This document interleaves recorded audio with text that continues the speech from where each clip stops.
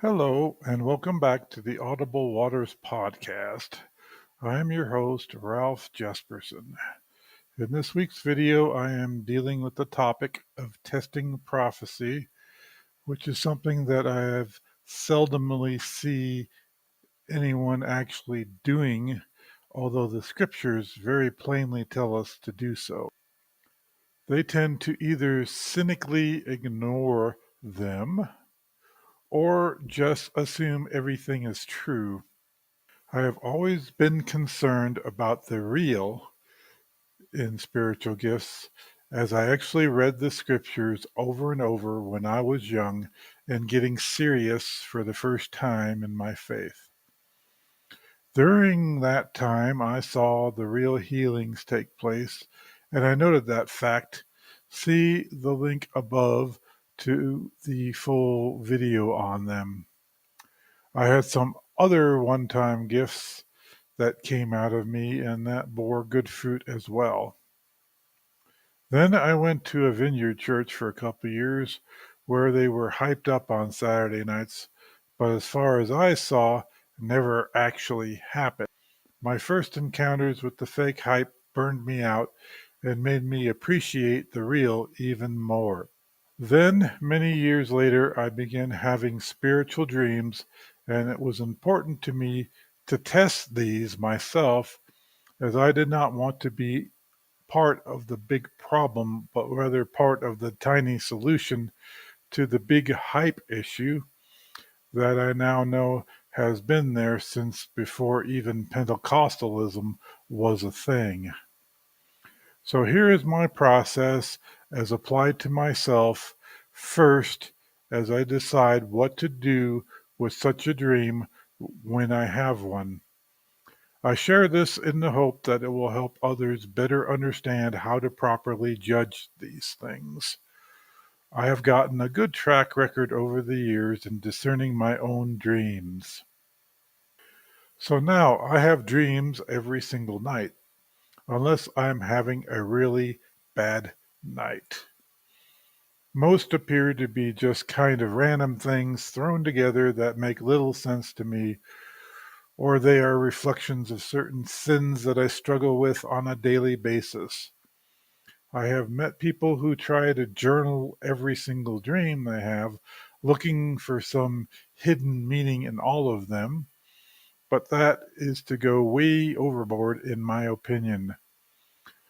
I need a dream to stand out above the rest before I start to consider it as being something worth me writing down and sharing. The first criteria I use is where I am in the dream.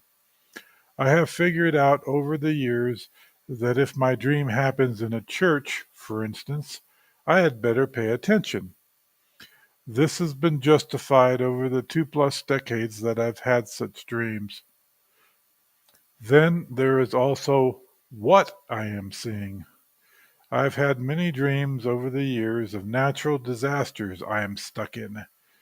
Hard to ignore those, as frequently I become very concerned about my own survival in those dreams. They point towards troubles that are soon coming upon the world, and it was the first of those that prompted me to start sharing my dreams with a few people. I warned people about the coming recession back in 2008, just a few weeks before I first noticed that event making the news in major media outlets. This was just the first of such warnings I have issued before big world events have started that cause the major crises of various troubling world events. Then there was also dreams which are so obvious that they cannot be ignored, such as the ones where I encountered Jesus. And finally, sometimes I have dreams that are just unique enough that they grab my attention. Dreams that stand apart from all the rest because they are unlike any I have had before. Any dream that does not meet one of these criteria, I will usually just ignore and forget. But back to that time I first sent out a warning that trouble was coming quick in 2008. I had two dreams in late June of that year that got my attention that something was happening. The first one got my radar up without any specifics I could share. But the second made things crystal clear, and that is the one I shared with the warning.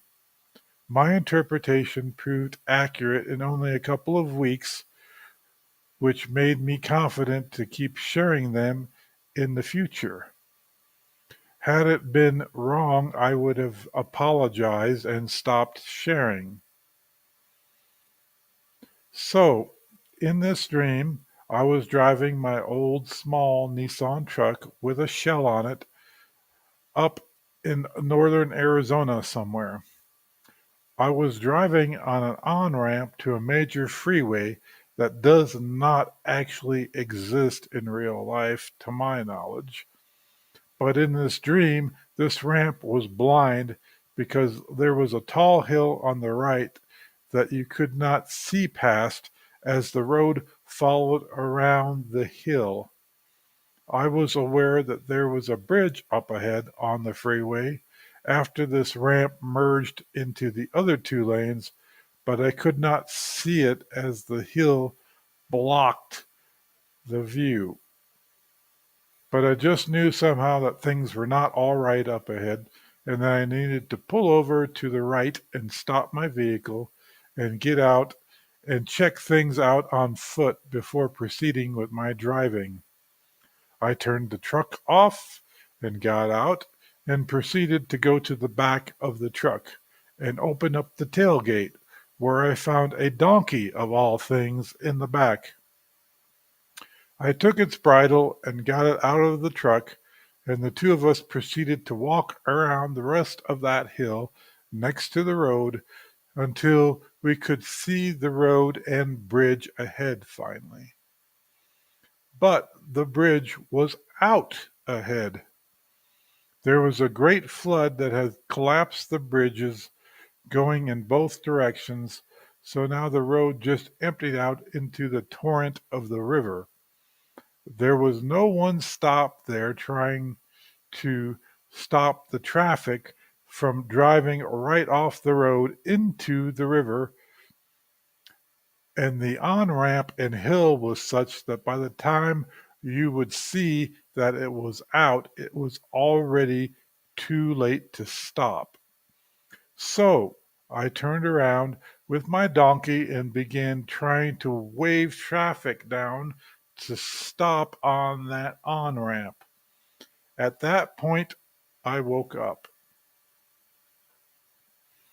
When I awoke, I recognized the bridge over the river represented the economy and the troubles that were already making news, that had gotten numerous enough and severe enough that they had washed the bridges away, which represented man's creations of economic coping strategies in order to try to handle problems in the world finance markets.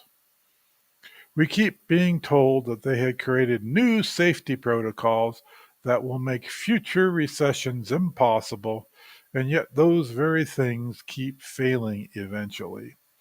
So I knew trouble was coming, that I was seeing before anyone else had. So me trying to flag down the traffic in the dream was a sign that this was a prophetic warning that God wanted me to share. This is when I started sharing these things with friends and acquaintances that never numbered very many, with the occasional emails I started to create and send out.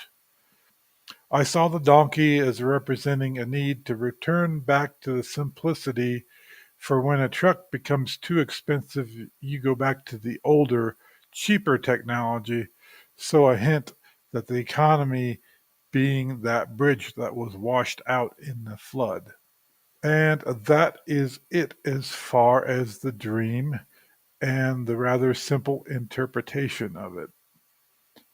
But in next week's episode, I will tell you about the warning I got about the pandemic coming just 3 days after the experts got the call to go to Wuhan, China on that very last day of 2019.